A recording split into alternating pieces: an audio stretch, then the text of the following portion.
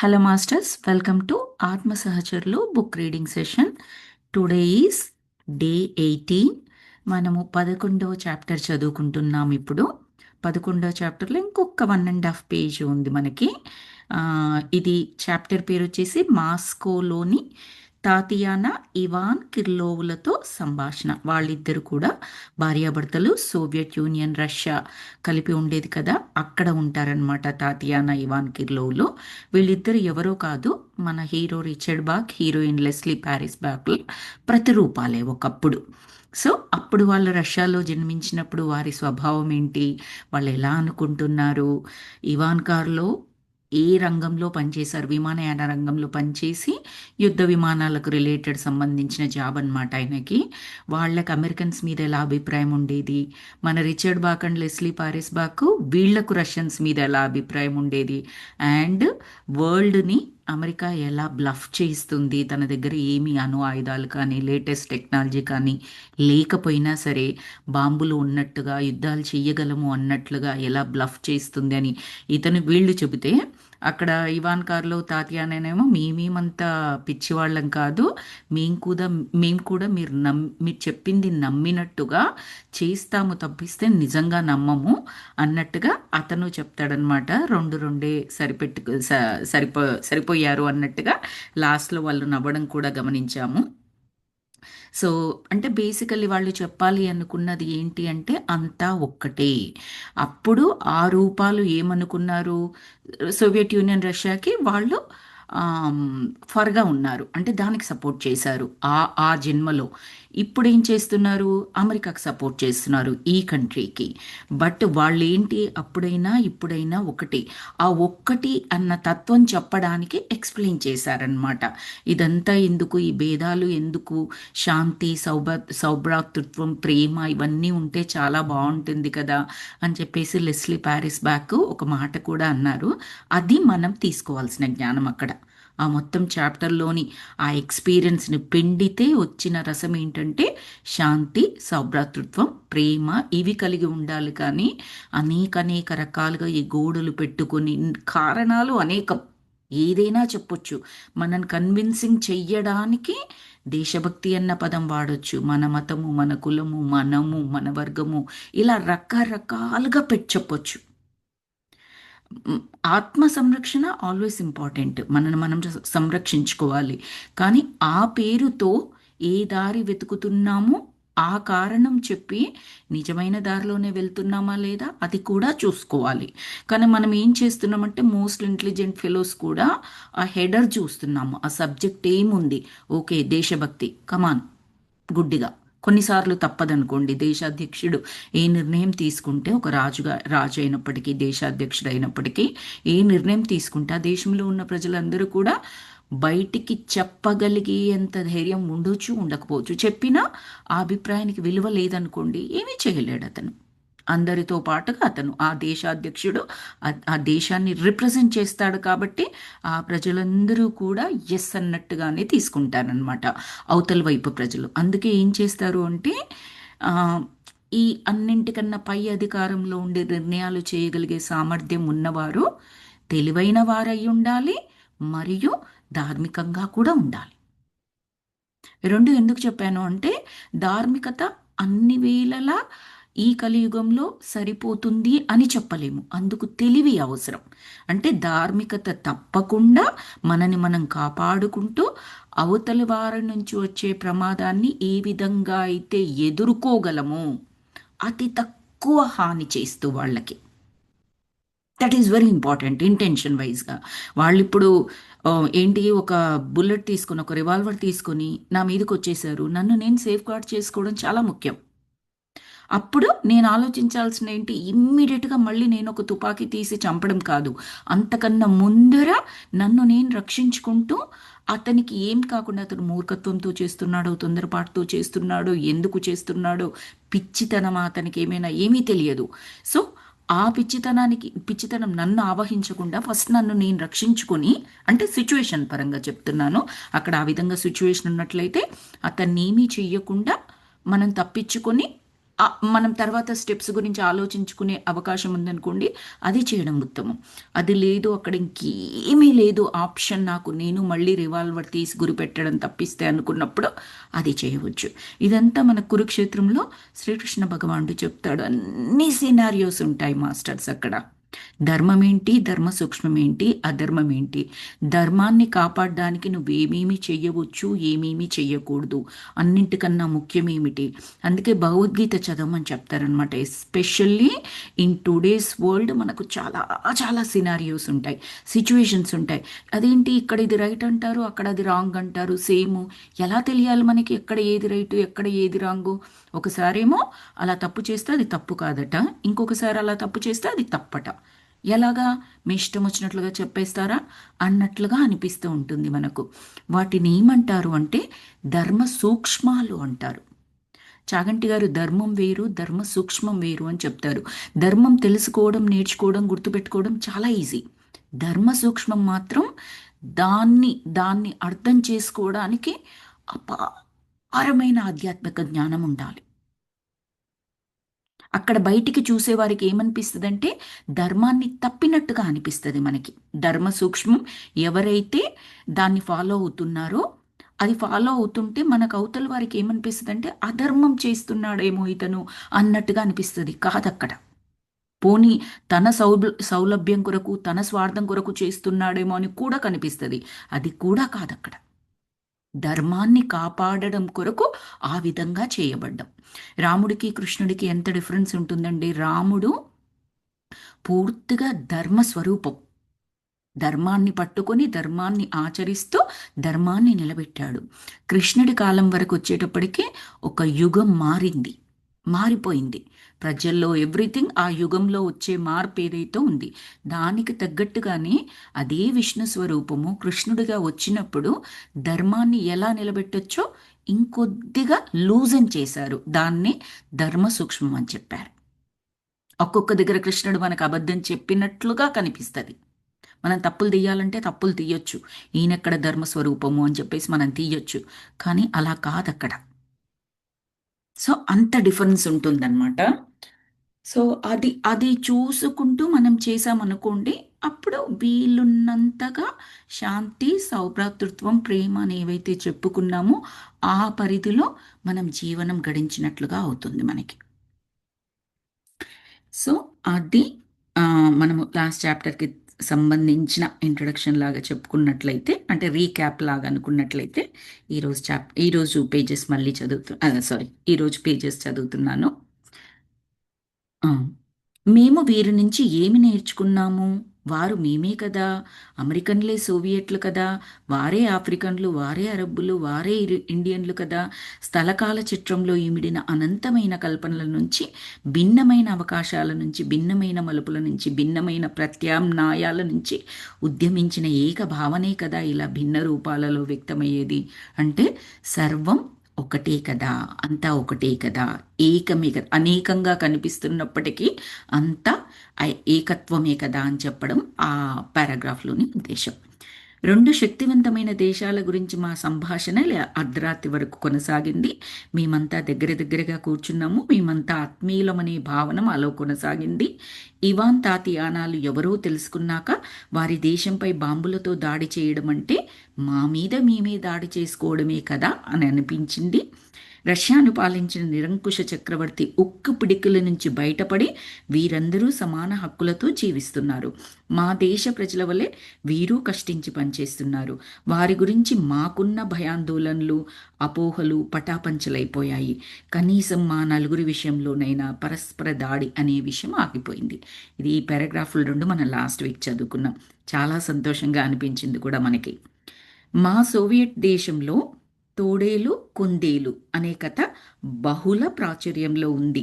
దాని గురించి మీకు చెబుతా అని ఇవాన్ మొదలుపెట్టే లోపే ఇష్ అంటూ తాతియానా చేయి పైకెత్తి జాగ్రత్తగా వినండి అని అన్నది. ఇవాన్ ఏదో వాళ్ళ సోవియట్ యూనియన్లో ఒక కథ, కుందేలు తాబేలు కథ, సారీ తోడేలు కుందేలు కథ ఒకటి నేను చెబుతాను అనే లోపల ఆయన భార్య తాతియానా వెయిట్ వెయిట్ అని చెప్పేసి ఆపిందనమాట. అతను ఆమె వైపు భయంగా చూశాడు. నగరం మొత్తం చీకటిలో బాధతో మూలుగుతున్నట్లుగా అనిపించింది. సైరన్ల శబ్దాలు క్రమంగా పెద్దదవుతూ దిక్కులు పిక్కటిల్లేలా భీకరంగా మారాయి. ఆ తాకిడికి కిటికీ తలుపులు ప్రకంపిస్తున్నాయి. తాతియానా ఒక్క ఉదుటన ఎగిరి నిలబడి, ఇవాన్ అమెరికన్లు దాడి ప్రారంభించారు అని అరిచింది. మేము కిటికీ నుంచి బయటికి చూడగా నగరం మొత్తం లైట్లతో వెలుగుతుంది. జనాలు అంతా భయంతో ఉరుకులు పరుగులు తీస్తున్నారు. ఇది నిజం కాకపోతే బాగుంటుంది కదా అని అనుకున్నది లెస్లీ. లేదు, ఇది నిజమే అని అరిచాడు ఇవాన్ బాధతో మా వైపు తిరుగుతూ. వెంటనే అతను పరుగున వెళ్ళి ఇదివరకే సిద్ధంగా ఉంచుకున్న రెండు పెద్ద బ్యాగులను తీసుకుని ఒకటి తన భార్యకు ఇచ్చాడు. సోఫాలో నిద్రపోతున్న పెట్రోచిక అంటే పిల్లి అని చెప్పేసి చెప్పారు కదా ఫస్ట్లో, దాన్ని చేతిలోకి తీసుకొని దానిని బుట్టలో సర్ది తలుపులు బార్లా తెరిచి మేము అక్కడే ఉండగా వారిరువురు బయటికి పరుగులు తీశారు. జస్ట్ జస్ట్ మనం ఫస్ట్ చదువుకున్న పారాగ్రాఫుల్లో అబ్బా ఎంత బాగుంది అని అనిపించింది కదా. మేమందరము ఒక్కటే, అసలు ఇంక వాళ్ళ మీద యుద్ధం చేయాలి చెయ్యొద్దు ఇట్లా అదంతా మాట్లాడారు కదండి. చాలా సంతోషంగా అనిపించింది అనుకున్నాం కదా. ఇమ్మీడియట్గా ఎలా జరిగిందో చూడండి సిచ్యువేషన్. వాళ్ళు మాట్లాడుతూ ఉండగానే బయట ఉరుకులు పరుగులు, జనాలు, కాంతులు. అంటే ఏం జరుగుతుందో తెలియట్లేదు. అమెరికా యుద్ధం మా మీదకి యుద్ధానికి వచ్చింది అనుకున్నారు.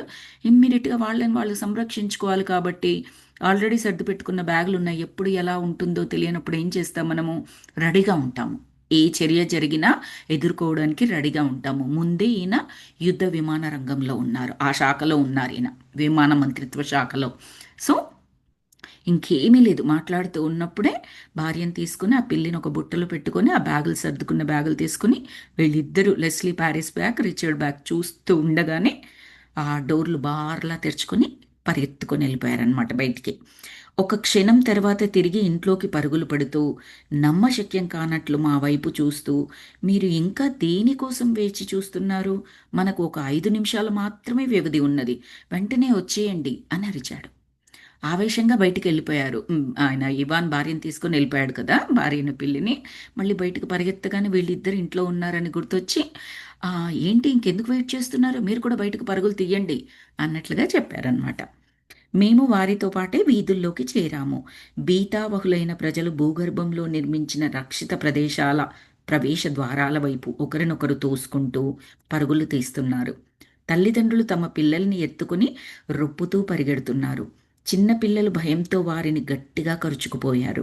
వృద్ధులు ఆ జన ప్రవాహంలో తీవ్ర ప్రయాసతో నడుస్తున్నారు. కొందరు భయంతో అరుస్తున్నారు. మరికొందరు ఇదంతా వ్యర్థ ప్రయాస అని తెలిసి మౌనంగా నడుస్తున్నారు. కళ్ళ కట్టినట్లుగా సిచ్యువేషన్ ఎక్స్ప్లెయిన్ చేస్తున్నారు. అంటే ఒక అనుకోనిది జరిగితే లేదా పదే పదే అలాంటివి అంటే నాశనకరమైనవి అలాంటివి జరిగితే ఎలా ఉంటుంది సిచ్యువేషన్, వృద్ధులు ఎలా ఉంటారు, పిల్లలు ఎలా ఉంటారు, మహిళలు ఎలా ఉంటారు, సాధారణ ప్రజలు వాళ్ళు ఎలా ఉంటారు, ఒక్కొక్కరి మనస్తత్వం ఏ విధంగా ఉంటుంది, క్లియర్గా ఎక్స్ప్లెయిన్ చేస్తున్నారు. మన మూవీస్లో కూడా చాలాసార్లు చూస్తూ ఉంటాము.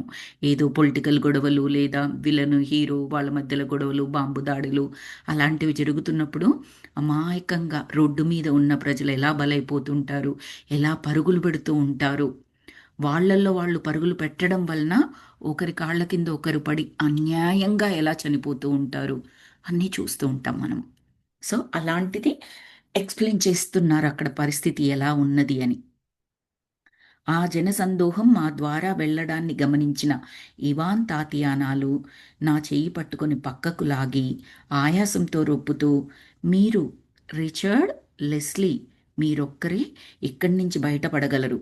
కంట నుంచి అశ్రువులు రాలుతుండగా మాపై ఎటువంటి ద్వేషము కోపము లేకుండా శాంతవినంగా పలికాడు. గాలి పీల్చుకోవడానికి కాసేపాగి, మీరు మమ్మల్ని అనుసరించకండి, మీరెక్కడికి ఎలా వచ్చారో అలాగే తిరిగి వెళ్ళిపోండి. ఎందుకు ఇలా చేస్తున్నారని మీ వారిని ప్రశ్నించండి, మీకు ఇలాంటి కష్టం రాకుండా చూడండి అంటూ జనప్రవాహంలో కలిసిపోయారు ఇరువురు. ఈ పారాగ్రాఫ్ ఎందుకు చెబుతున్నట్టు మనకు ఏం అర్థం చేసుకోవాలి మనం ఇక్కడ? సడన్గా ఏం జరిగి వీళ్ళు బయటకు వచ్చారు? అమెరికా వాళ్ళు మళ్ళీ మన దేశం మీదకి యుద్ధంకి వచ్చారనుకుంటా అనే కదా వాళ్ళు అనుకున్నది, భార్యాభర్తలు ఇద్దరు, ఇవాన్ అండ్ తాతియానా. మరి వీళ్ళ ఎదురుగా ఉన్నది ఎవరు? రిచర్డ్ బాక్, పారిస్ బాక్, అమెరికన్సే కదా. అంటే ఇమ్మీడియట్గా మనలో మన పట్ల మనకున్న జాగ్రత్త అయితే ఏంటి, మన దేశం పట్ల ఉన్న భక్తి అయితే ఏంటి, ఫస్ట్ వచ్చేది ఏంటి? ఎదురుగా అమెరికన్స్ కనిపిస్తున్నారు. వాళ్ళని కాల్చి పారేసేయాలి అన్నంత కోపం వస్తుంది. బికాస్ అప్పుడు వాళ్ళిద్దరికి అంటే ఆ సోవియట్ యూనియన్ కాబట్టి వాళ్ళు, ఇవాన్ అండ్ తాతియానా, వాళ్ళు రష్యా వాళ్ళు, వాళ్ళకి ఆపోజిట్ వ్యక్తులు వాళ్ళ ఎదురుగా ఉన్నారు. అంతవరకు జరిగిన సంభాషణ అంతా గుర్తుంచుకొని వాళ్ళ మీద ప్రేమను లేదా వాళ్ళ పట్ల జాలినో దయనో కరుణ ఏది ఉండాల్సిన పని లేదు. సింపుల్. చేతిలో ఆయనకి ఆ విమానం కూడా, సారీ విమానం కాదు, వాట్ ఈస్ దట్, ఆ రైఫిల్, ఆ బుల్లెట్స్ అలాంటివి కూడా ఉంటాయి కదా. సో వాటిని యూజ్ చేసి వీళ్ళిద్దరిని ఇది చేయొచ్చు. అలా చేయలేదు ఆయన. జాగ్రత్త, ఎవరి కంట పడకుండా ఎలా వచ్చారో అలాగే వెళ్ళిపోండి. కుదిరితే మాత్రం మీ దేశానికి చెప్పండి ఇలాంటి యుద్ధాలు చెయ్యొద్దని. అంటే వీళ్ళకి బాధేసిందనమాట వాళ్ళున్న పరిస్థితి చూసి. ఇప్పటికి కూడా మా గురించి ఆలోచిస్తున్నారు అంటే ఆ లోపల ఉన్న నిజమైనది ఏంటి అంటే ఈ ప్రేమ అండి. అట్టడుగు పొరలలో లేదు. మనం దానిపైన చాలా లేయర్స్ పేర్చుకున్నాము కాబట్టి ఇది అట్టడుగు పొరల్లోకి వెళ్ళిపోయింది. మానవత్వము అంటే ప్రేమతత్వమే, ఇంకొక మాట లేదు. మానవులు అంటే ప్రేమ, అంతే, ఇంకేమీ లేదు. ప్యూర్ ప్రేమ. ఒక చిన్న పసిపిల్లవాడు ఉంటాడు పుట్టగానే, లేదా కొన్ని మంత్స్ తర్వాత, లేదా వాడికి ఊహ తెలిసేంత వరకు. వాడిలో ఏముంటుందండి ప్రేమ తప్పిస్తే? మనం దాన్ని పసితనము అంటాము మన భాషలో. వాడిలో ఉన్నదేంటి? ప్రేమ తత్వం. ఒకరికి హాని చెయ్యాలని కానీ, హాని చేస్తే నవ్వాలి, సంతోషంగా ఉంటుంది, ఒకరి మీద కుళ్ళు పడాలని కానీ, ఇలాంటి ఈ సరికాని ఎమోషన్స్ ఏవైనా ఆ పిల్లల్లో ఉంటాయా? అంటే పుట్టినప్పుడు మనం ఎలా ఉన్నాము? ప్రేమ స్వరూపులుగా ఉన్నాము. రకరకాల కారణాల చేత ఆ ప్రేమ స్వరూపం మీద లేయర్స్ అండ్ లేయర్స్ అండ్ లేయర్స్గా పేర్చుకుంటూ వెళ్ళిపోవడం ద్వారా ఏమవుతుందంటే అట్టడుగు పొరలో ఉన్న ప్రేమతత్వము అన్న మాట వాడాల్సి వస్తుంది. అదే ఒక్కటే తత్వం మనలో ఉంది. మిగతావన్నీ ఉల్లిగడ్డ మీద పొరలు ఉన్నట్టుగా పొరలు పొరలుగా పొరలు పొరలుగా అవి ఇంకా దట్టంగా దట్టంగా పెంచుకుంటూ వెళ్ళిపోతున్నాం. అవన్నీ తొలగించుకుంటే మనమేంటో తెలుస్తుంది. ఈ ధ్యానము, జ్ఞానము ప్రక్రియలో చేసేది మనం అదే. ఏదో కొత్తదాన్ని కనిపెట్టట్లేదు, కొత్తదాన్ని మనలోనికి తీసుకురావట్లేదు. ఉన్న వాటిలో ఏవి మనల్ని మనం తెలుసుకోవడానికి అడ్డుగా ఉన్నాయో, మన తత్వాన్ని మనం తెలుసుకోకుండా కప్ప కప్ కప్పివేసి ఉన్నాయో ఆ దుప్పట్లన్నింటినీ తీస్తున్నాము. ఒక్కొక్కటిగా తీసుకుంటున్నాము. దాన్ని ఎగువ అనుకోండి, ద్వేషం అనుకోండి, కోపం అనుకోండి, చిరాకు అనుకోండి, లేదా స్వార్థం అనుకోండి, అసూయ ద్వేషాలు అనుకోండి, ఎనీథింగ్, అవన్నీ తీసేస్తే. అందుకే ఏం చెప్తారు అంటే రమణ మహర్షి లాంటి వారు వీళ్ళందరూ ఉంటారు కదా, గొప్ప గొప్ప గురువులందరూ, కొత్తగా నేర్చుకోవాల్సింది ఏమీ లేదు. ఏదైతే సత్యము, ఇది కావాలి, ఇది అవసరము అని నువ్వు నేర్చుకున్నావో, కష్టపడి స్కూల్కి వెళ్ళి ప్రజల్లో తిరిగి రకరకాలుగా నేర్చుకున్నావో, అదంతా అన్రాప్ అంటే తీసేస్తే మిగిలేదే నీకు కావాల్సింది. అజ్ఞానం, అందులో నుంచి ఆ తీసేస్తే జ్ఞానం మిగులుతుంది. ఆ తీసేశారు, మీరేమీ కొత్తగా చేయలేదు. ఆ ఎక్స్ట్రా అక్షరం ఆని తీసేస్తే మిగిలింది జ్ఞానం. అలాగే ఈ ఎక్స్ట్రా లేయర్స్ అన్నింటినీ తీసేస్తే మిగిలేది జ్ఞానం, మిగిలేది పూర్ణాత్మ, మిగిలేది ప్రేమ స్వరూపం. అదే మనకు కావాల్సింది. సోల్ యొక్క అంతిమ లక్ష్యం అది. హై లెవెల్‌లో ఉంటాయి గానీ కొంచెం కష్టమే మనకు అర్థం కావడము. రమణ మహర్షి గారివన్నీ ఇలాగే ఉంటాయి. ఇంకా ఆయన శిష్యుల కోట్స్ ఉంటాయి. అవైతే నాకు చాలాసార్లు చదివినా కూడా అర్థం కావండి అది. తెలుగులో చదివినా అర్థం కాదు, ఇంగ్లీష్‌లో చదివినా అర్థం కాదు. హై లెవెల్‌లో ఉంటుంది ఆ తత్వం. బట్ మీనింగ్ కంప్లీట్‌గా అంటే దాన్ని ఓకే. దీని యొక్క సారాంశం ఏంటి అని అర్థం చేసుకోవాలి అని ప్రయత్నించినప్పుడు నాకు అర్థమయ్యేది ఏంటంటే, కొత్తగా తెలుసుకోవాల్సిందేం లేదు. యాడ్ చేసుకున్న పొరలన్నీ తీసేస్తే మిగిలేదే మనం తెలుసుకోవాల్సింది. అందుకే బయట కాదు చూడాల్సింది, లోపల చూడాలి. బయట రోడ్లు మొత్తం శుభ్రం చేసుకుంటూ వెళ్ళారు. ఇంట్లో మాత్రం అలాగే ఉంచుకున్నారు. ఎక్కడ ఉండాలి? ఇంట్లోనే కదా మనం ఉంటాము. బయట రోడ్ల మీద కాదు కదా! చిన్నదో, పెద్దదో మన ఇంట్లోనే కదా మనం ఉంటాము. అంటే మళ్ళీ ఆ క్లీన్ కాని, పరిశుభ్రత లేని ఇంటిలోనే ఉన్నాం కదా! మనం పరిశుభ్రత కలిగిన ఇంటిలో ఉండాలి అంటే ఏం చేయాలి? మన ఇంట్లో గదులన్నీ శుభ్రం చేసుకోవాలి. అండ్ ఎప్పటికప్పుడు శుభ్రంగా ఉంచుకోవాలి. ఒకసారి శుభ్రం చేసి పనయిపోయింది డన్ డీల్ అలా కాదు. ఎవ్రీడేది ఎవ్రీడే వచ్చి పడుతూనే ఉంటుంది. ఎప్పటికప్పుడు శుభ్రం ఒకసారి డీప్ క్లీనింగ్ చేసేసేయాలి. మళ్ళీ తర్వాత every single day as needed cleaning చేసుకుంటూ వెళ్ళిపోవాలి. Same thing we need to do for ourselves too. For every పౌర్ణమి డీప్ మెడిటేషన్. తెలిసి తెలియక మిగిలిపోయింది ఏవేవైతే ఉన్నాయో అన్నీ క్లీన్ చేసుకోవడం. మళ్ళీ ఎవ్రీడే మనకు మన ఏజ్ ఎంతో అంత, కుదిరితే అంతకన్నా ఇంకా ఎక్కువ ధ్యానం చేయడం. ఎన్ని రకాలుగా జ్ఞానం తీసుకోగలమో అన్ని రకాలుగా తీసుకోవడం. అప్పుడు రోజువారీ శుభ్రత, నెలకొకసారి డీప్ క్లీనింగ్, అండ్ సంవత్సరానికి ఒకసారి. ఇప్పుడు మనకు సంవత్సరానికి ఉండే పౌర్ణమి పండుగలు కూడా ఉంటాయి కదా, బుద్ధ పౌర్ణమి అని ఉంటుంది. అది సంవత్సరం పండుగ. సో అప్పుడేం చేస్తాము? ఎంచక్కా పిరమిడ్కో లేదా ఎక్కడైనా అందరూ మెడిటేటర్స్ కలిపి ఒక దగ్గర సమావేశమయ్యి సెలబ్రేషన్స్ లాగా చేసుకోవడము లేదా ధ్యానం చేసుకోవడము చేస్తూ ఉంటారు చూడండి. అది కుదిరిందనుకోండి, అక్కడికి ఇన్ పర్సన్ వెళ్ళడం. ఇంకా డీపెస్ట్ క్లీనింగ్, ఎప్పటికప్పుడు క్లీన్ అన్నమాట. ఈ లేయర్స్ మనకు తెలియకుండా యాడ్ అవుతూనే ఉంటాయి మాస్టర్స్. మనం అనుకున్నా కూడా తెలియకుండా యాడ్ అవుతాయి. ఈ డీప్ క్లీనింగ్లు చేసుకోవడం వల్ల ఏమవుతుంది అంటే వాటన్నింటిని క్లీన్ చేసుకుంటూ ఉంటాం. సో వాళ్ళకి అంటే బాధగా అనిపించింది. రిచర్డ్ బాక్‌కి, లెస్లీ పారిస్ బాక్‌కి బాధగా అనిపించింది రష్యా వాళ్ళ పరిస్థితి చూసినట్లయితే. సో అప్పుడు రిచర్డ్ అండ్ లెస్లీ వాళ్ళిద్దరూ కూడా గుండె బరువెక్కగా మేము ఏమవుతామో ఆలోచింపక జరుగుతున్న దానిని నిస్సహాయంగా చూస్తూ మాస్కో వీధులలో ఒంటరిగా నిలబడిపోయాం. వీళ్ళనెవరు ఏమీ చేయలేరు అక్కడ. వీళ్ళెవరికీ కనిపించరు కూడా. ఎందుకంటే ఆత్మరూపాలుగా ఉన్నారు. వీళ్ళ ప్రత్యామ్నాయ రూపాలకు మాత్రమే వీరు కనిపిస్తారు. వేరే వాళ్ళకి కనిపించరు. కాబట్టి వీళ్ళకు ప్రాణహాని అలాంటి భయం ఏమీ లేదు. అదంతా చూస్తూ వాళ్ళకు బాధగా ఉందన్నమాట. జరగకపోయి ఉంటే బాగుండు కదా అని అనిపిస్తుంది. కానీ వాళ్లకు తెలుసు, మనకు తెలుసు అది జరిగిపోయింది అని. ఆ వెంటనే నగరం ఉరుములు మెరుపులతో దద్దరిల్లింది. క్రమంగా ఆ నగరం మాయమై మా విమానం అద్దాలపై నీటి బిందువులుగా మారింది. విమానం గాలిలోకి లేచిన చాలాసేపటి వరకు లెస్లీ తన చేతిని థ్రాటిల్పై నుంచి తీయక అలాగే మౌనంగా ఉండిపోయింది. ఎందుకంటే వాళ్ళు ఈ ఎక్స్పీరియన్స్ని ఎలా ఎండ్ చేశారు? ఒక బాధాకరమైన సిచ్యువేషన్తో ఎండ్ చేశారు కాబట్టి అదే సిచ్యువేషన్లో ఉన్నారనమాట. అయిపోయింది. ఆ ఎక్స్పీరియన్స్ నుంచి వాళ్ళు బయటకు వచ్చేసారు. వాళ్ళ ఒరిజినల్ విమానం కనిపిస్తుంది. విమాన అద్దాల మీద నీటి చుక్కలు కనపడుతున్నాయి. కానీ గుండె బరువెక్కిపోయి ఉన్నది. అంతే. మనకు కూడా గతంలో జరిగిన ఏదైనా బాధాకరమైన సన్నివేశాన్ని గుర్తు చేసుకుంటే ఎలా అయిపోతుంది చూడండి. బయట ఏమీ నెగిటివ్గా మీకు ఏమీ జరగలేదు. మీ మనస్సులో ఒకానొక అనుభవాన్ని మీరు తలుచుకున్నారంతే. దానివల్ల శక్తంతా నీరసించిపోయినట్లుగా అనిపిస్తుంది. గమనించండి మాస్టర్స్, శక్తి అనేది ఎక్కడి నుంచి వస్తుంది?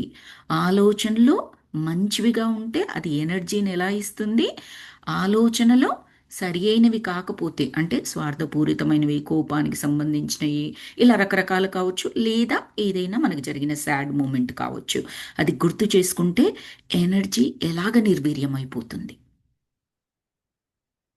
Nothing is harming you from externally. బయట నుంచి ఏమీ చేయట్లేదు. అంటే ఆలోచన అనేది ఒక శక్తి స్వరూపం అనేది క్లియర్గా నిరూపితం అవుతుంది మనకి. ఏ ఫిజిక్స్ అక్కర్లే మనకి. సరి అయిన ఆలోచన, పాజిటివ్ ఆలోచన, మిరాకిలస్ ఆలోచనలు స్పిరిచువల్ టాబ్లెట్స్లో వస్తుంది. 4 టైప్స్ ఉంటాయి. 4 టైప్స్ అన్నాం. Positive, negative, neutral and miraculous. Yes, 4 రకాలు. 4 రకాల థాట్స్ ఉంటాయి. ఆల్వేస్ మిరాక్లస్ థాట్సే చేయమంటారు.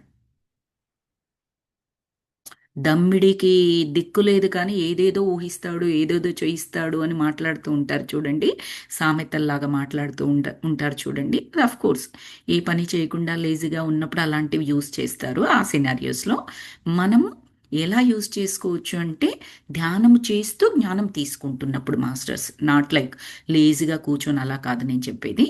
అలా ఉంటున్నప్పుడు ఏం చేయొచ్చు అంటే, ఈరోజు నేను క్లాస్ వింటున్నాను, ఎప్పుడో రేపు 1 మంత్ తర్వాత, 2 మంత్స్ తర్వాత, లేదా 6 మంత్స్ ఆర్ 1 ఇయర్ తర్వాత క్లాస్ నేనే తీసుకుంటాను.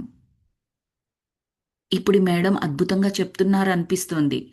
ఇంతకన్నా అద్భుతమైన కాంప్లిమెంట్స్ అత్యద్భుతంగా నాకు నేనే వావ్ అనిపించేలాగా, విన్నవారు ప్రతి ఒక్కరికి ఎంతో చక్కగా అర్థమయ్యి ఎంతో ఇన్స్పైర్ అయ్యేలాగా నేను చెబుతున్నాను. అపారమైన నాలెడ్జ్ తీసుకుంటున్నాను. ప్రతి క్షణం మిరాక్యులస్ థాట్సే చేస్తాను. జరుగుతుంది మాస్టర్స్. ఇదంతా energy that you are giving to yourself through your thoughts. అంతా మనలోనే ఉంది. ఇంత మంచి సూత్రం తెలిసిన తర్వాత ఎందుకు చేయాలి మనం సరికాని ఆలోచనలు? మన శక్తి నిర్వీర్యం అయిపోతుంది అనుకున్నప్పుడు ఎందుకు గతంలో జరిగిన బాధాకరమైనవి లేదా మనకు నచ్చనివి ఎందుకు ఆలోచించాలి పదే పదే? మనం ఎక్కువగా చేసేది అది. అలా ఎలా మర్చిపోతామండి? మర్చిపోవాలండి. మీ ఎనర్జీ బ్యాంకుకి అది హోల్ పెడుతుంది, కన్నం పెడుతుంది. మన బ్యాంకులో ఉన్న డబ్బులకు కన్నం పెడతారు అంటే ఎన్ని రకాలుగా దాచుకుంటామండి. మన ఇంట్లో డబ్బులో బంగారము ఉంటే ఎంత జాగ్రత్తగా దాచిపెడతాం మనం దాన్ని. మరి మన ఒంట్లోని శక్తి ఎన్నింటికి కావాలండి? దాన్ని ఎందుకు దాచిపెట్టుకోకూడదు? దాన్ని ఎందుకు అంత చులకనగా చేయాలి? ఓకే, మనకు ప్రిన్సిపల్ తెలియదు, సూత్రం తెలియదు, చేసాం ఒకప్పుడు పర్వాలేదు. ఇప్పుడు తెలిసింది కదా. నేను, నా మనసు, నా ఆధీనం, నేను చేసుకుంటాను. జరిగిపోయింది జరిగిపోయింది. అక్కడి నుంచి జ్ఞానం తీసుకుంటాను. గతంలో నుంచి నేనేమి చేస్తే అలా జరిగింది, ఎలాంటి సిచ్యువేషన్స్ నేను పొందగలిగాను, అప్పుడు ఉన్న నా జ్ఞానం ఏంటి, ఇప్పుడు కొత్తగా ఏమి నేర్చుకున్నాను, ఇప్పుడు జ్ఞానం ఇంప్లిమెంట్ చేస్తే ఆ సిచ్యువేషన్ లేదా అలాంటి సిచ్యువేషన్స్ అక్కరైనట్లయితే నేను ఎలా బిహేవ్ చేయగలను, ఇంకెంత బాగా ఇంప్రూవ్ అవ్వగలను, ఏ సిచ్యువేషన్ అయినా నాకు ఫేవరబుల్గా, నాకు పాజిటివ్గా నేను ఎలా చేసుకోగలను. అది అది మనం చేసామనుకోండి, ఆ ఆ ఆ ఆలోచనలే మనలో ఎనర్జీని ఇస్తాయి. ఆ గతంలో కాకుండా భవిష్యత్తు నిర్మాణం వైపుకి తీసుకువెళ్తూ ఉంటాయన్నమాట ఆ ఆలోచనలు. So let's think about all the time the miraculous ఆలోచనలు, not the positive. Miraculous, that is the fourth highest stage. నాకు ఆ కేటగిరీ విన్నప్పుడు చాలా నచ్చింది. స్పిరిచువల్ టాబ్లెట్స్ L1 కోర్స్లో మనం జనరల్గా నెగిటివ్ పాజిటివ్ అంతే మాట్లాడతాము. న్యూట్రల్ అన్నది కూడా ఎక్కువగా తీసుకోము. ఎందుకంటే నార్మల్ అన్నదాన్ని టేకెన్ ఫర్ గ్రాంటెడ్గా తీసుకుంటాము. అఫ్ కోర్స్ బ్లెస్సింగ్స్ని కూడా టేకెన్ ఫర్ గ్రాంటెడ్గానే తీసుకుంటాము మోస్ట్ ఆఫ్ ద టైం. కొన్నిసార్లు రికగ్నైజ్ చేస్తాము. బట్ నార్మల్ సిచ్యువేషన్, ఈరోజు డే అంతా నార్మల్గా జరిగింది, ఓకే, నార్మల్, దట్స్ ఇట్. నేను ఎవరిని థ్యాంక్ చెప్పక్కర్లేదు, నేను ఎవరికి సారీ చెప్పక్కర్లేదు, జస్ట్ నార్మల్. నో, ఏ ఏ సిచ్యువేషన్స్ జరగాల్సి ఉండి జరగకుండా నువ్వు ప్రొటెక్ట్ చేయబడ్డావో ఈరోజు, that's another kind of blessings. When you are leading a normal life, a day, ఒక రోజులో అంతా క్వైట్ నార్మల్గా జరిగిందంటే you might be protected from something. So ఆ నార్మల్ డే కూడా బ్లెస్సింగ్స్ మనం, సారీ, థ్యాంక్స్ చెప్పుకోవాలి. సో ఎనీ టైం మనం చేయాల్సినవి ఏంటి అంటే అద్భుతమైన ఆలోచనలు. అప్పుడు మనకు వచ్చేది అద్భుతమైన శక్తి.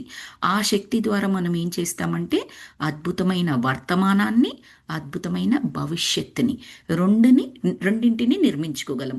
అప్పుడేంటి మన జీవితానికి మనమే సృష్టికర్తలం. We are the creators for our own lifes. That is nothing but manifestation. నేను ఏదనుకుంటే అది జరుగుద్దండి అని ఎప్పుడంటాం మనము? నాకు ఇది కావాలనిపించింది లేదా ఇది అవసరం అనిపించింది, నేను దాని గురించే థింక్ చేస్తాను పాజిటివ్గా. అది నాకు జరుగుతుంది. యూనివర్స్కి ఇంకో మార్గమే లేదు అక్కడ. అస్సలే లేదు. Universe is nothing but it is inside you. It is not out side. So కాబట్టి జాగ్రత్తగా సెలెక్ట్ చేసుకోండి మాస్టర్స్ మీ థాట్స్ని. కంట్రోల్ అని చెప్పను, థాట్స్ని కంట్రోల్ చెయ్యండి. Control, I I don't like that word that much. I don't believe in that word. కంట్రోల్లో ఎక్కువగా అనిపించదు నాకు అది. కానీ సెలెక్ట్ చేసుకోండి జాగ్రత్తగా. మీకు ఏం కావాలి, అవేర్నెస్తో ఉండండి. ఎప్పుడూ కూడా మీ మాట మీద, మీ ఆలోచన మీద, మీరు చేసే పని మీద నేను లాస్ట్ చెప్తాను. ఆలోచన మీద ఫస్ట్ చెప్తాను. ఏ ఆలోచనలు చేస్తున్నారో దాని మీద అత్యంత ఎక్కువ శ్రద్ధను వహించండి. ఆ తర్వాత ఆటోమేటిక్గా మాటలో మార్పు వస్తుంది. ఆలోచన నుంచే మాట వస్తుంది కాబట్టి, ఆ మాట తరువాతనే పని చేస్తాం కాబట్టి.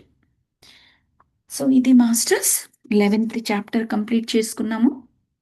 సో 12th చాప్టర్లోకి వెళ్దాము. కాస్త టైం ఉంది. ఆ ఏదైనా డిస్కస్ చేసుకుందామా ఇప్పటి వరకు మనం చదువుకున్న దాన్ని బట్టి? మీరు చెప్పండి, దాన్ని బట్టి మనం we can proceed. Masters.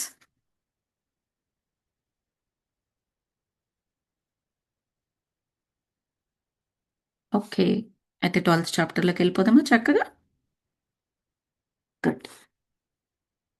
So next chapter is మషారా బోధనలు. మషారా బోధనలు. సో ఎందుకింత వినాశనం అని గట్టిగా అరిచాను. అరిచాను అంటే ఎవరు? Richard Bach. సమస్యలను పరిష్కరించుకోవడానికి సామూహిక జనమానవమైన దారి, సారీ జన హననమైన దారి. హననము అంటే చంపడం. హననమైన దారి. అమాయకులను హత్య చేయడానికంటే మరొక తెలివైన ఉపాయమేది లేదా? మానవుని మేధస్సు పరిమితి ఇంతేనా? మనం ఇంకా ఆటవికులమేనా? మనం ఇంకా నియాండర్తల్ జాతివారమేనా? భయపడటము, చంపటము, ఈ మూర్ఖత్వము ఇంకా మనలో ఉందంటే నేను నమ్మలేకపోతున్నాను అని ఉద్వేగంతో నా మాటలు ఆగిపోయాయి. రిచర్డ్ బాక్కి లాస్ట్ ఎక్స్పీరియన్స్ చాలా బాధగా అనిపించింది అనమాట. ఏంటి ఇంకొక మార్గం లేదా? దేశానికి దేశానికి మధ్యలో సమస్యలు ఉన్నాయి, చంపడమేనా? ఈ చంపడంలో ఓన్లీ ఆ సమస్యని క్రియేట్ చేసిన వారినే చంపితే ఓకే, సరే ఏదో ఒక పర్పస్ఫుల్గా చేశాము, అర్థం ఉందిలే అని సమర్థించుకోవచ్చు. కానీ ఎంతమంది అమాయకులు చనిపోతున్నారు? ఎలా దేశ సంపదంతా అస్తవ్యస్తమైపోతుంది. బౌద్ధ దేశాలు ఇటు అటు ఒకరి మీద ఒకరు. ఇది ఇలా కొనసాగాల్సిందేనా? మనం ఇంకా ఆటవికులమా? ఆటవికులకేంటి, వాళ్ళకి ఏమీ తెలియదు. ఒకరి మీద ఒకరి దాడి, ఒకరి రక్షణ, ఎవరి రక్షణ కొరకు వాళ్ళు ఒకరి మీద ఇంకొకరి దాడి. మనం ఆ స్టేజ్ ఎప్పుడూ దాటిపోయాం కదా. తెలివి పెరిగింది కదా, కానీ పెరిగినట్టు అనిపించట్లేదే, పరిమితంగానే అనిపిస్తోందే. మార్గాలు దొరకాలి కదండి. తెలివి పెరిగింది అనుకున్నప్పుడు మార్గాలు వెతకాలి, మార్గాలు దొరకాలి. కానీ మనమేం చేస్తున్నామంటే తెలివి పెరగడం వల్ల కారణాలు వెతుక్కుంటున్నాము. నా వాట్సాప్ స్టేటస్, నా వాట్సాప్లో అది మనకు అది ఉంటుంది కదా, మన నేమ్ పక్కన అదే అందరికీ కనిపించేటట్టు all the time status message, not everyday one. I don't know what to say that one, దాన్ని ఏమంటారో. సో దానికి నాకు ఇదే ఉంటుందన్నమాట. If you are really willing to do something you will find a ways. ఎలా చేయాలి అనేది తెలుస్తుంది. If you do not want to do something you will find a reasons. Okay, నాకు ఈ రీజన్ ఉందండి, అందుకే అవ్వలేదు, అందుకే కుదరలేదు అని అనుకుంటూ ఉంటాము. బాగా చేయాలని ఉందనుకోండి, ఎక్కడ ఫిట్ చేయాలి నేను దీన్ని, ఎలా చెయ్యొచ్చు దీన్ని, ఏది నేను అంత అవసరం లేని పని చేస్తున్నాను, అది తీసేసి ఈ పని చేయొచ్చు, లేదా అది దాన్ని కాస్త వెనక్కి పెట్టేసి ఇది ముందు చేసుకోవచ్చు. ఇలా మైండ్ ప్రొడ్యూస్ చేస్తూ ఉంటుంది ఆలోచనలు. నేను ఇది చాలా ఎక్కువగా వాడుతుంటానన్నమాట. తెలివి బాగా పెరిగి మనకు కారణాలు వెతుక్కొని, కారణాలతో మనల్ని మనం సమర్థించుకుంటున్నాము అనుకుంటున్నాం, కానీ మోసపోతున్నాం. మోసం చేసుకుంటున్నాం మనల్ని మనమే. ఆ తెలివిని దారులు, కొత్త కొత్త దారులు కనుక్కోవడానికి ప్రయత్నించామనుకోండి, more and more time management చేయొచ్చు. మోర్ అండ్ మోర్ సాధించవచ్చు. మనకి ఏది కావాలంటే అది. ఏ రంగంలో మనం ఇష్టపడుతున్నామో ఆ రంగంలో. అందరూ ఒకే చెయ్యాలి అని ఏమీ లేదు. అలా ఉండకూడదు కూడా. సో, ఎలా బాధపడుతున్నాడు చూడండి. అసలు భయపడడం, చంపడం, మూర్ఖత్వం ఇంకా మనలో ఉందంటే, ఇన్ని ఇన్ని దశాబ్దాలైన, శతాబ్దాలైన ఉంది అంటే నమ్మలేకపోతున్నాను. ఉద్వేగంతో అన్నాడు ఆ మాటలు. లెస్లీ వంక చూడగా ఆమె కళ్ళల్లో నుంచి కన్నీటి ధార వెలువడుతోంది. ఏదైతే నాకు భరింపరాని ఉద్వేగాన్ని కలగచేసిందో, అదే ఆమెలో కూడా భరింపరాని బాధను కలుగచేసింది. బాగా గుర్తుపెట్టుకోండి మాస్టర్స్. వీళ్ళు అమెరికా దేశస్థులు. అక్కడ చంపబడుతున్నది రష్యా దేశస్థులు. బాధ ఎవరికి కలుగుతుంది? అమెరికా దేశస్థులకి. బాగా గుర్తుపెట్టుకోండి. కన్నీటి ధార బాగైంది, బాగా అయింది అలా అనటం లేదు వాళ్ళు. ఏదైతే ఓకే. ఆ తాతియాన మాటలు తడబడగా ఇవాన్ వాళ్ళిద్దరూ కూడా ఎంత మంచి సహృదయులు. పెట్రోచిక ఎంత అందమైన అమాయక జీవి. పెట్రోచిక అంటే పిల్లి. దేవుడా అంటూ ఏడ్చేసింది లెస్లీ. నేను విమానాన్ని నడుపుతూ ఆమెని ఓదార్చగా ఆమె చేతిని మృదువుగా పట్టుకున్నాను. ఈ పరిస్థితులలో లియోనారా ఉంటే బాగుండును అని అనిపించింది. అంతలో ఎడమవైపుకు తిప్పి కింద ఉన్న నీరు జేగురు రంగులో కనిపించే అంతవరకు వెళ్ళు అని వినిపించింది.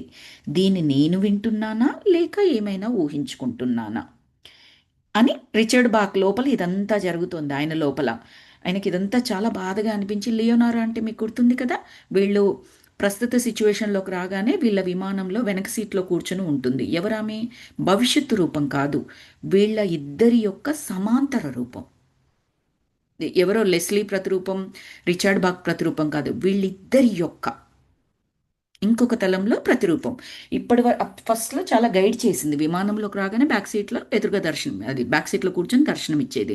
తర్వాత మీరు మీ అంతటా మీరు ఓన్గా ఎక్స్పీరియన్స్ చేయగలరు, ఇంకా నాకు ఆ ధైర్యం వచ్చేసింది, మీకు ఎప్పుడైతే అవసరం ఉంటుందో అప్పుడు నేను ఖచ్చితంగా వస్తాను, డోంట్ వరీ అని చెప్పేసి ఆమె లాస్ట్ 2-3 ఎక్స్పీరియన్సెస్లో ఆమె మనకు ఎప్పుడు కనిపించదు.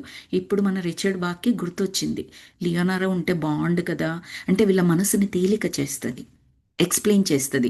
లేదా వీళ్ళకి ఏమైనా క్వశ్చన్స్ ఉంటే వీళ్ళనే ఇంకొక ఎక్స్పీరియన్స్ స్టేట్లోకి తీసుకెళ్ళి ఆన్సర్స్ వీళ్ళు రాబట్టుకునేలాగా చేస్తుంది. ఇప్పుడు మనకు ధ్యానం క్లాసులలో ఏం చెప్తారండి? ఏదైనా క్వశ్చన్ వచ్చినప్పుడు ఇనిషియల్గా అయితే ఎక్స్ప్లెయిన్ చేస్తూ ఉంటారు. ఆఫ్టర్ సర్టెన్ టైము ఏదైనా క్వశ్చన్ వేసినప్పుడు, మీరు ధ్యానంలో కూర్చొని ఒక్కసారి క్వశ్చన్ వేసుకోండి మాస్టర్స్, మీకు ఆన్సర్ దొరికిపోతుంది అని చెప్తారు. ఇట్స్ నాట్ లైక్ వాళ్ళు హెల్ప్ చెయ్యొద్దని కాదక్కడ. సెల్ఫ్గా మనని మనం ఎక్స్ప్లోర్ చేసుకోవాలి, లోపలికి వెళ్ళాలి, మన నుండి మనం జ్ఞానం తీసుకోవాలి. ఆ అది చెయ్యాలి కాబట్టి ఆఫ్టర్ సర్టెన్ టైము ఆ మాస్టర్స్ ఎవరైతే టీచ్ చేస్తుంటారో వాళ్ళు చెప్తారు, మెడిటేషన్లో కూర్చో, క్వశ్చన్ వేసుకో, రాలేదు ఆన్సరు, మళ్ళీ వేసుకో, మళ్ళీ వేసుకో. ఆన్సర్ రాబట్టాలి, ఆన్సర్ దొరకాలని తొందరపడకూడదు. నీకు ఎప్పుడు చెప్తారంటే, నువ్వు మెడిటేషన్లో కూర్చొని క్వశ్చన్ వేసుకొని సర్టెన్ స్టేజ్కి వచ్చిన తర్వాతనే చెప్తారు, అంతకుముందు చెప్పరు. జనరల్గా వాళ్ళే ఎక్స్ప్లెయిన్ చేస్తారు, ఇది ఇది అని చెబుతూ. Second masters.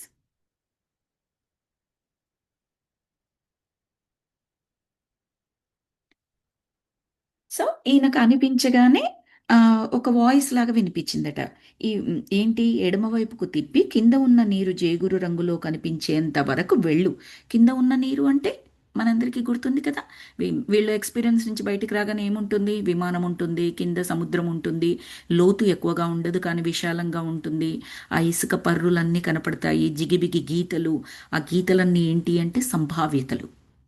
జీవితం ఎన్ని రకాలుగా ఉండవచ్చో ప్రాబబిలిటీస్, ఇంగ్లీష్లో వర్డ్, ఆ సంభావ్యతల్ని చూపిస్తూ ఉంటుందన్నమాట. ఒక్కొక్కరికి కొన్ని అనంతం అని చెప్పొచ్చు. ఏ నెంబర్ అని లేదు, అనంతమైన సంభావ్యతలు ఉంటాయి ఒక్కొక్క సిచ్యువేషన్కి. సో అవన్నీ కనిపిస్తూ ఉంటాయి కదా. సో ఇప్పుడు ఏమంటుందంటే కింద జేగురు రంగులో కనిపించే ఆ కలర్లన్నీ కనిపిస్తాయి. ఆ ఇసుకలో ఆ, గీతలు అవన్నీ కూడా కలర్లు ఉంటాయి కదా. అందులో ఒక రంగును చూపిస్తూ ఆ రంగు దగ్గరికి వెళ్ళు అని చెప్పేసి వినిపిస్తుంది. అప్పుడు ఈయనకు డౌట్ వస్తుంది, ఏంటి నేను వింటున్నానా లేదా ఊహించుకుంటున్నానా, ఎక్కడి నుంచో వాయిస్ విన్నట్టుగా అని. ఇవేమి ఈయననే మీద అనుకుంటుంటే లెస్లీకేమో అసలు ఇదేం పట్టట్లేదు, ఆ మనసంతా భారం అయిపోయి ఉన్నది, కళ్ళ నుంచి నీళ్లు కారుతూనే ఉన్నాయి ఆమెకి. నేను ఆమెను ఉత్సాహపరచడానికి జరిగింది మరిచిపో, ఈ మారు మనం ఏ యుద్ధ భయం లేని ప్రపంచంలోకి అడుగెడుతున్నాము అని అన్నాను. ఇంకెంతో దూరం లేదులే అంటూ త్రాటిల్ని వెనక్కి లాగాను. నెమ్మదిగా విమానం నీటిని వెదజల్లుతూ ముందుకు సాగింది. మాకెదురుగా నీలి ఆకాశంలో గుండ్రటి సూర్యబింబం రాగి వర్ణపు కాంతిని వెదజల్లుతోంది. సూర్యబింబం సాధారణ పరిమాణం కన్నా 2 రెట్లు పెద్దదిగాను దగ్గరగాను ఉన్నప్పటికీ సూర్యరశ్మి అంత వేడిగా లేదు. పరిసరాలన్నీ ధవళ క్రాంతిని, ధవళ అంటే వైట్ అనుకుంటాను మాస్టర్స్, ధవళ కాంతిని ప్రతిఫలిస్తున్నాయి. సుగంధ పరిమళాలను వెదజల్లుతున్నాయి. ఇప్పుడు ఇంకొక ఎక్స్పీరియన్స్లోకి వెళ్ళారు. కానీ దీనికి గైడెన్స్ ఇచ్చింది ఎవరు? లియోనారా ఉందని మనకు అక్కడ ఏమీ చెప్పలేదు, కానీ ఒక వాయిస్ వినిపించింది అని చెప్పారు. ఈయన లియోనారాని తలుచుకోగానే ఒక వాయిస్, అదిగో ఆ ప్లేస్కి వెళ్ళు అని చెప్పేసి చెప్పారంటే ఆ ఎక్స్పీరియన్స్కి వెళ్ళు. అందుకే భార్యకి చెప్పాడు, ఏం బాధపడకులే, ఇంకా మనం యుద్ధము అలాంటి ఎక్స్పీరియన్సెస్లోకి వెళ్ళొద్దు, అలాంటి జ్ఞాపకాలు వద్దు, ఆ, వేరే వేరే వాటికి వెళ్దాము అని చెప్పేసి ఆ పరిస్థితిని, ఆ ప్రాంతాన్ని వివరిస్తున్నారు. ఎర్రటి సూర్యబింబమట మామూలుగా ఉండాల్సిన దానికన్నా డబల్ ద సైజు ఉండి, డబల్ ద సైజు ఉన్నప్పుడు వేడి కూడా ఎక్కువగా ఉండాలి, కానీ వేడి ఎక్కువగా లేదంట. సుగంధ పరిమళాలని వెదజల్లుతుందంట, అక్కడ ధవళ కాంతి ప్రతిఫలిస్తుందట. మేము ఒక పర్వత శ్రేణి పక్కగా నిలబడి ఉన్నాము. చుట్టూ దట్టమైన అడవి, మధ్యలో పచ్చని గడ్డి, మైదానంలో విరబూచిన పూలు నక్షత్ర మండలాన్ని తలపిస్తున్నాయి. అది ఒక అందమైన స్వర్గంలాగా ఉన్నది, కానీ జీవ సంచారం మాత్రం ఏమీ లేదు. మేము మానవ నాగరికత ప్రవేశించని ప్రవేశించని ఏదైనా మారుమూల ప్రాంతానికి చేరామనుకుంటా. అంటే the pure energies, simply the nature. అక్కడికి వచ్చేసి వాడేసి దున్నేసి ఎవరు ఏమీ చేసినట్టుగా లేదు అక్కడ. ద సింపుల్ ప్యూర్ ఎనర్జీస్ ఆ ప్లేస్లో ఉన్నాము అన్నట్లుగా అనిపించిందంట. వాళ్ళ డిస్క్రిప్షన్ చూసి మనకు కూడా అలాగే అనిపిస్తుంది కదా. మనమేదో కొత్త గ్రహానికి వచ్చినట్లు అనిపిస్తోంది అన్నది లెస్లీ. వింతగా ఉన్న ఆకాశం, నేల, నరమానవుని జాడనే లేదు. జనసంచారమే లేని ఈ ప్రాంతంలో ఎందుకున్నాం మనము? ఇది నిర్మానుష్య ప్రాంతం కాదు, ఇక్కడ ఏదో ఉండే ఉంటుంది. కాస్త పరీక్షగా చూద్దాం అంది లెస్లీ. వాళ్ళిద్దరే అనుకుంటున్నారనమాట. ఎవరూ లేరు కదా, అసలు ఇలాంటి ప్రదేశానికి ఎందుకు వచ్చాం, ఇది ఏంటి ఎక్స్పీరియన్స్, పోనీ వేరే గ్రహంలో ఉన్నామా, అలా అలా మాట్లాడేసుకుంటున్నారు. సరే, ఏమీ లేకుండా ఎందుకు వస్తాము, ఏదో ఒకటి ఉంటుందిలే, చూద్దాం అని భార్య చెప్పింది లెస్లీ. మా పరిసరాలను నిశితంగా పరికించి చూడగా దూరంగా గడ్డి మైదానంలో అడ్డంగళ్ళు లాంటి గీతలు అస్పష్టంగా కనిపిస్తున్నాయి. మరింత స్పష్టంగా చూస్తే అవి పురాతనమైన శిథిలమైన రహదారులుగా కనిపించాయి. నా ఊహ సాధారణంగా తప్పు కాదు. నా అంటే రిచర్డ్ బాక్. రిచర్డ్ బాక్ ఎవరు? మన రచయిత, ఈ పుస్తకాన్ని రాసిన రచయిత. నా ఊహ సాధారణంగా తప్పు కాదు. ఇక్కడ ఏమి జరిగిందో నాకు అర్థమైపోయింది. మేము మళ్ళీ లాస్ ఏంజల్స్ ప్రాంతానికి వచ్చాము. లాస్ ఏంజల్స్ ప్రాంతం ఏంటి మీకు గుర్తుండి ఉంటే ఫస్ట్ చాప్టర్లో చెప్తారు.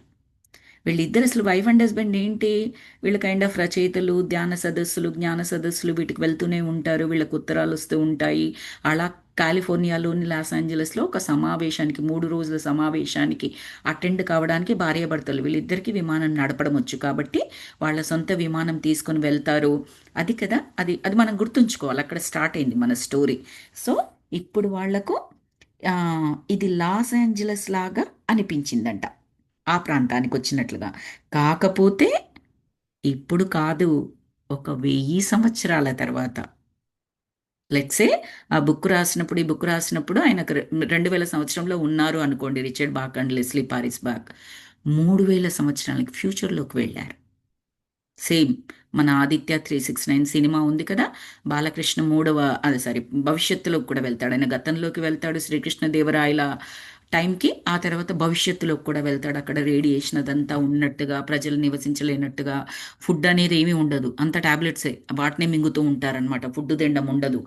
మార్నింగ్ బ్రేక్ఫాస్ట్ అయింది, ఒక టాబ్లెట్ ఇచ్చేసి వేసేసుకుంటారు, నీళ్ళు తాగేస్తారు. మధ్యాహ్నం అంటే టాబ్లెట్ల వాళ్ళ ఫుడ్ అంతే, there is no other food, because ఆ రేడియేషన్తోని చెట్లు వాటర్ అంతా ఇష్టం వచ్చినట్టుగా మనం యూటిలైజ్ చేసి అన్నెసెసరీగా ఆ వనరులన్నీ వాడేస్తాం. కాబట్టి ఏమవుతుందంటే భూమి మొత్తం పర్రెలుగా అంటే ఎడారి ప్రాంతంలాగా అయిపోయి ఒక్క చెట్టు మొలవలేదు, ఒక పంట పండలేదు. ఇంకా తినడానికి తిండి ఎక్కడదండి? ఫ్యాక్టరీలు పెట్టేసుకున్నాం, టాబ్లెట్స్ తయారు చేసుకుంటాం, టాబ్లెట్స్ మింగేస్తాం, అదే జీవనం అయి కూర్చుంటుంది. That's what it is. మనం దాన్ని సినిమాలాగా చూడడం కాదు, అక్కడ డైరెక్టర్ కథలాగా చెప్పినప్పటికీ కూడా మనం తీసుకోవాల్సిన సారాంశం మనం తీసుకోవాల్సి వస్తుందండి. సో ఇక్కడ 1000 సంవత్సరాల తర్వాత లాస్ ఏంజలస్ ప్రాంతానికి వచ్చినట్లుగా వీళ్ళకి అనిపిస్తుంది. Because it's an experience. ధ్యానంలో మనకు తెలుసు, ముందు వెళ్ళొచ్చు, వెనక్కి వెళ్ళొచ్చు మనం. కాకపోతే ఒక 1000 సంవత్సరాల తర్వాత అదే శాంటమోనికా, ఇంకాస్త పైన బెవర్లీ హిల్స్, కానీ అది కూడా అంతా శిథిలమైపోయింది. నాగరికత అంతా కూడా కనుమరుగైపోయింది. అయి ఉండవచ్చు, కానీ లాస్ ఏంజలస్ ఆకాశం ఇలా భిన్నంగా ఉండేది కాదు కదా. అలాగే అక్కడ చూడండి, ఆ ఆకాశంలో రెండు చిన్ని చందమామలు, అందులో ఒకటి మరొక దాని వెనక ఉదయిస్తోంది. ఎంత రమ్యమైన దృశ్యం! హుం, లాస్ ఏంజలస్ కాదిది, ఏదో ఖగోళ గ్రహం అన్నాను నిర్ధారించుకుంటాం. అది కాదు. వీళ్ళు లాస్ ఏంజలస్ అనుకున్నారు 1000 సంవత్సరాల తర్వాత. అంటే ఇంకా వాళ్ళ డిస్కషన్ నడుస్తుంది, కంక్లూషన్ రాలేదు మనకి. సో 2 చందమామలు కనిపిస్తున్నాయట, ఒకదాని వెనుక ఇంకొకటి ఉదయిస్తోందట. ఎంత రమ్యమైన దృశ్యం! అప్పుడు ఇతను రిచర్డ్ బాక్ ఏమన్నారంటే, ఇది లాస్ ఏంజలస్ కాదేమో, ఏదో ఖగోళ గ్రహం. కాసేపు తర్వాత మా సమీపంలోని పొదలో ఏదో ఒక అలజడి అయింది, అటు చూడు అని అన్నాను. అంతలోనే ఒక చిరుత చెట్లలోంచి బయటికి వచ్చింది. దాని వర్ణం ఇత్తడి రంగులో ఉంది, పెద్ద పెద్ద మచ్చలను కలిగి ఉన్నది. ఆ మచ్చలను చూసి దానిని చిరుతపులి అనుకున్నాను గాని నిజానికి అది చాలా పెద్దగా ఉన్నది. అది బాధతో అరుస్తూ ఆగి ఆగి తన దేహాన్ని నెమ్మదిగా లాక్కొస్తూ రొప్పుతోంది. రిచర్డ్, ఇది బాగా గాయపడింది, ఏదో బలమైన శక్తి దాని దేహాన్ని తీవ్రంగా గాయపరిచినట్లుంది. దాని కళ్ళు బాధలో కూడా మిలమిలా మెరుస్తున్నాయి. అది మా వెనకాల సారీ అది మా వెనుకల గల అడవిలోనికి వెళ్ళడానికి ప్రయత్నిస్తోంది. ఒకవేళ మేము ఇప్పుడు భౌతిక శరీరంతో ఉన్నప్పటికీ దానికి మేము ఎలా సహాయపడగలమో కూడా మాకు అర్థం కావడం లేదు. వీళ్ళు ఇప్పుడు ఆత్మస్వరూపాలుగా కదా, ఇట్స్ అన్ ఎక్స్పీరియన్స్. కానీ వీళ్ళకి బాధేస్తుంది అనమాట, దాని శరీరం నుంచి, అంటే ఆ శరీరం యొక్క బాధ చూసి ఆ, ఇప్పుడు ఏమీ చేయలేము, కానీ కనీసం మనకు శరీరాలతో ఉన్నా కూడా సశరీరాలతో ఉన్నా ఏమైనా చేయగలిగే వాళ్ళమా అంటే, వాళ్ళలోని ఆ ప్రేమ హృదయము ఎలా ఆలోచింపచేస్తుంది గమనించండి. జనరల్గా ఒక సిచ్యువేషన్లో మనం ఏమీ చేయలేకపోతే మనం ఏం చేయగలం చెప్పండి, ఇంక అంతే అని చెప్పేసి అనుకుంటూ ఉంటాం. అఫ్ కోర్స్ ఆ సిచ్యువేషన్లో మనం ఏమీ చేయలేకపోతే అలా అనుకోవడం అది తప్పు అని అనిపించడం కాదు. ఒక్క స్టెప్పు ఎక్స్ట్రా ఆ ప్రేమ హృదయం ఉన్నట్లయితే ఇంకా ఏమైనా చేసి ఉండగలమా అన్నట్లుగా అనిపిస్తుంది చూడండి. That is called intention. ఆ భగవంతుడు, ఆ యూనివర్స్ ఎప్పుడు ఆ ఇంటెన్షన్ని చూస్తుందన్నమాట మనలో. ఆ సంకల్పం అని కూడా చెప్పొచ్చు, ఇంకొక పదంలాగా చెప్పాలి అనుకుంటే. నేను చెయ్యలేను, కానీ చేసుంటే బాగుండేది, ఇలా ఉంటే చేయగలనేమో, అలా ఉంటే చేయగలనేమో, ఇలా ఉంటే బాగుండేది. ఆ చెయ్యడానికి మార్గాలు అని చెప్పాను చూడండి. ఆ మార్గాలకు సంబంధించి మీ మనసు కుతూహలపడింది అనుకోండి, యూనివర్స్ ఆటోమేటిక్గా మనకి ఇస్తుందండి అది. Because the Bhagwan or the universe, whatever the name it is, the almighty, ఏం చూస్తుంది అంటే ఆ సంకల్పాన్ని, ఆ ఇంటెన్షన్ని చూస్తుంది. మనము చేసే ప్రక్రియకు, ఒక పని అయితే ఏంటి, మాట అయితే ఏంటి, దానికి కర్మ ఫలితము అని చెబుతూ ఉంటాం చూడండి, వాట్ ఎవర్ ఇట్ ఈస్. అది ఎంతైతే అనుకుంటామో చేసే ఆలోచనకు కూడా అంతే ఉంటుందండి. కాకపోతే అది ఎవరికీ కనిపించదు కాబట్టి దాని గురించి పెద్దగా ఆలోచించం మనము. మనకు కనిపించదు అనుకుంటాము. కానీ చేసే ఆలోచనలన్నీ పైన ఉన్న యూనివర్స్‌కి అన్నీ తెలుసండి. ప్రతి ఆలోచన తెలుసు. ప్రతి ఒక్కరి ఆలోచన కూడా తెలుసు. సో, ఇంటెన్షన్ చూస్తదనమాట. ఆ సంకల్పం నేనిది చెయ్యాలి. ఆ మంచి ఇప్పుడు ఒక క్లాస్ ఉంది.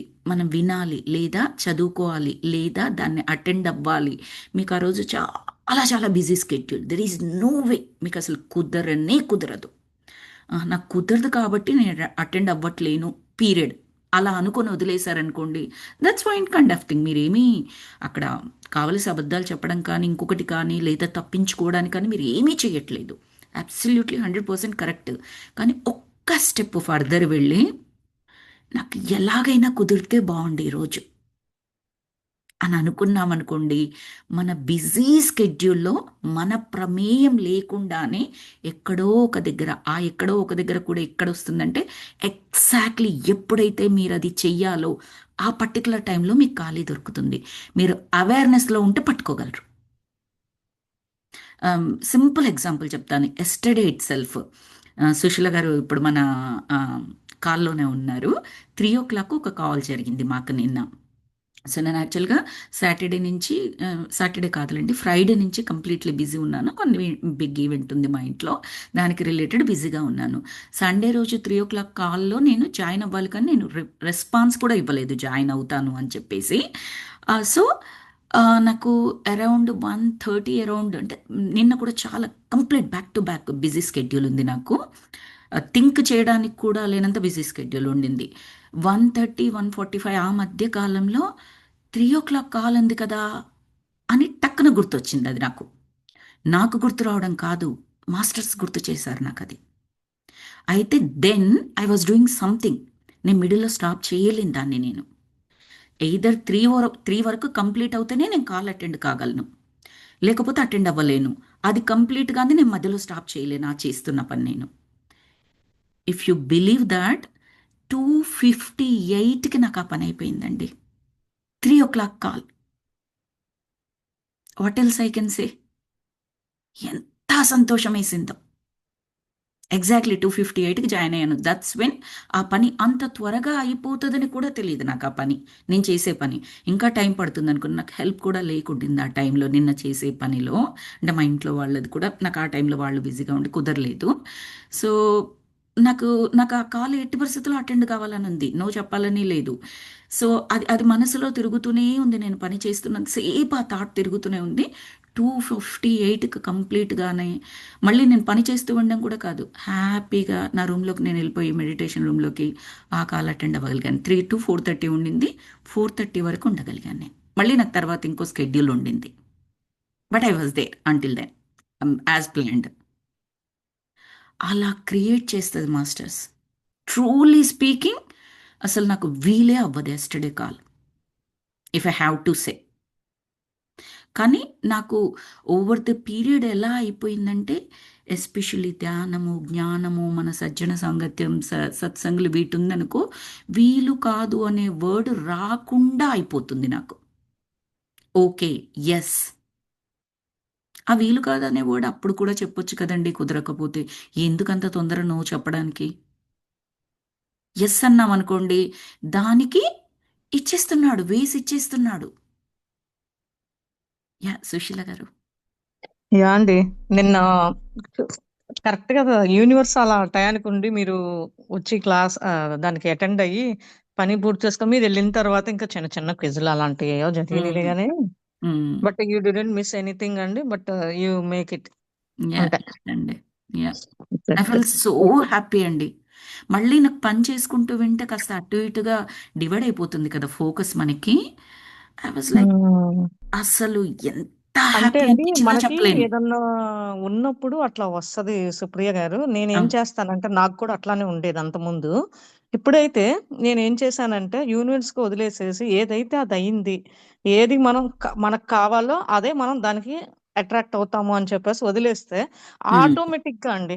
నిన్న మీకు తెలుసు నేను 12:30 దాకా నిన్న ఒకటి మాది ఈ క్రాంతి దర్శనం క్లాస్లో వేరే మాస్టర్ ఇండియా నుంచి చెప్తుంటే అప్పుడు జాయిన్ అవుదాము అందరిని అని చెప్పి వాళ్ళకి చూపించడానికి బ్యాక్గ్రౌండ్లు ఇవన్నీ చూపించడానికి అనుకున్నాం. వేరే క్లాస్ జరుగుతుందని ఆపాము.